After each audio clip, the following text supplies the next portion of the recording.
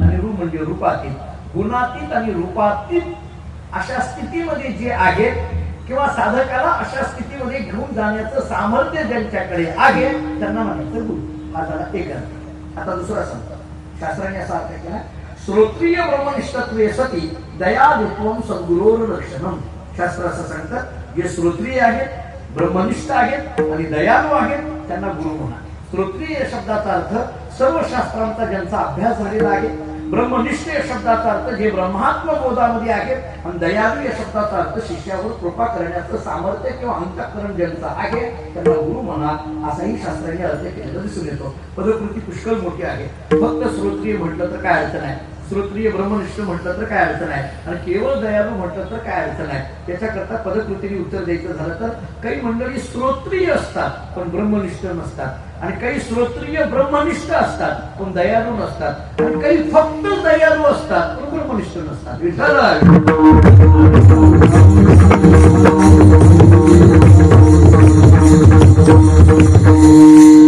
पुष्कळ विचार करता येण्यासारखा. थोडस पुढे चला. श्री गुरु या शब्दाचा अर्थ साधारण लक्षात आला. ज्ञानोबा बोलतात श्री गुरु सारिका. माझा एक आपल्या सर्वांना, मी म्हटलं ना, अनेक कीर्तनकार मंडळी इथं उपस्थित आहे. माझ्या माहितीप्रमाणे या अभंगावर अनेकदा कीर्तन केलेली सुद्धा मंडळी इथं उपस्थित आहेत. पूर्वी माझा एक साधा प्रश्न आहे.